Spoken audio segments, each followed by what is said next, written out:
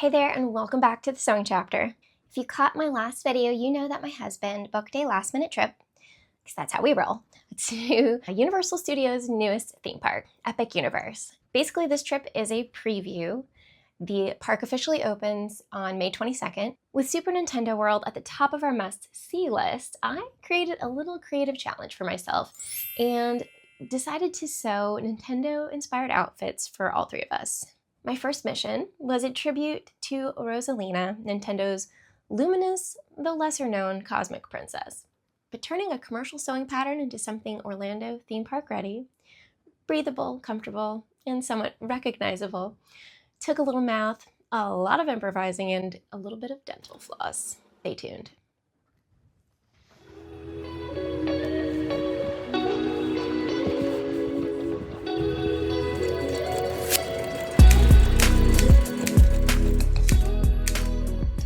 Real quick, if you're enjoying this video, go ahead and take a second, give this video a like, and subscribe to my channel. As a brand new channel, every like and subscribe helps me to reach more sewists who are stitching their way through a creative chapter of their own, and I'm so glad to have you here. Now back to the story.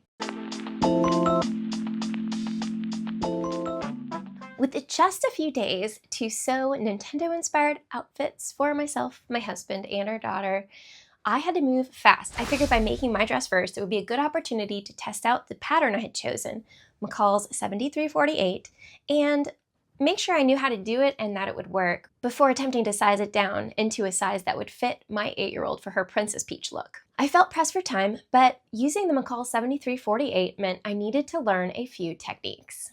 This pattern includes a keyhole back that fastens at the top with a shank button and a thread-eye loop. Each of these skills was new to me. The pattern included slash and stitch lines in the bodice and facing pieces to create the notch for the keyhole back. I didn't slash and stitch in the proper order, but it all worked out. When it came time to make the thread-eye loop, I took a few minutes to watch other YouTubers walk me through the process before attempting it myself. The lessons I learned here tackling these new skills will no doubt help me in future projects.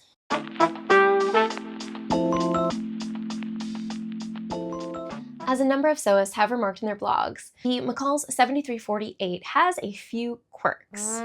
First of all, the neckline of this pattern is extremely high. I ended up redrawing a new neckline that I felt was significantly lower, and it still ended up being quite high on me, though it was perfect for helping me stay well protected in the Florida sun at the theme park. In addition to lowering the neckline, I also widened the armholes by about ½ an inch all the way around.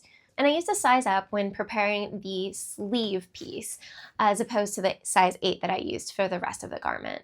I also took inspiration from a blogger and used the long skirt view, but instead of doing the pleats as directed to in the pattern, I actually gathered that piece.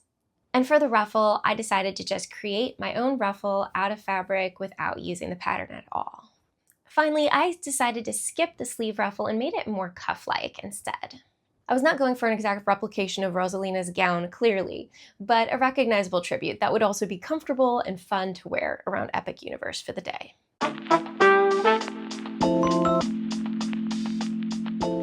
Let's talk about breakthroughs. I love this topic. As often happens, my biggest sewing breakthrough in this project actually came because of a mistake I made.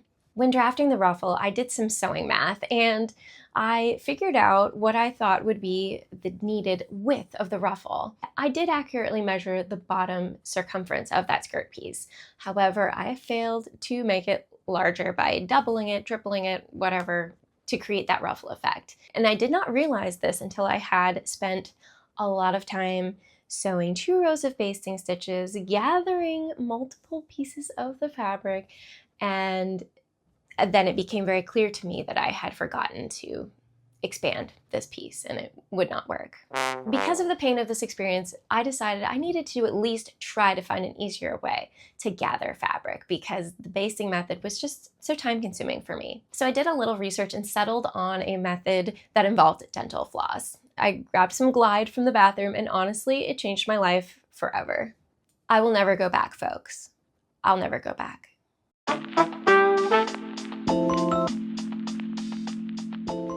Mistakes, we all make them. It's part of the learning process. So I already shared one major mistake with you, and that led to the Glide dental floss discovery. However, I'll share one more mistake with you. I accidentally started sewing one of the pockets closed. Yes, and this is after having done the first one perfectly fine. I had closed up that pocket about halfway, and then I realized it. Pulled the project out of the machine, grabbed my seam ripper, and you know what I did, guys. Fixed it right up.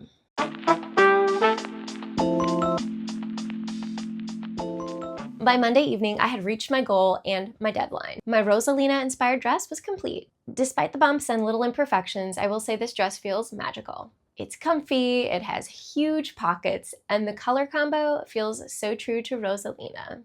Aside from the alterations, the McCall 7348 was very easy to work with, and I think it's one I'll probably go back to again and again.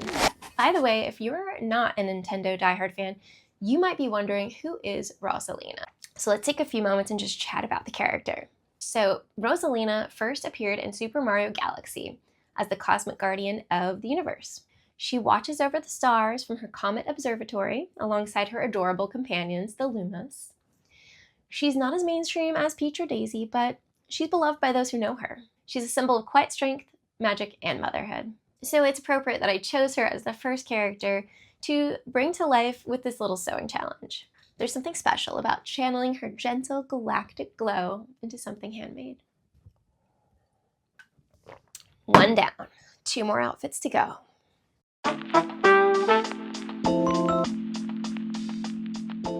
Next up, a Princess Peach dress for my daughter. This will obviously involve a lot of pink cloth and a little bit of drama. Check it out in part 3 of my Sewing for Epic Universe playlist. And if you're planning a trip to Epic Universe or you're sewing a Nintendo-inspired garment, I would love to hear about it. So please let me know down below in the comments. Until next time, peace, love, and happy sewing.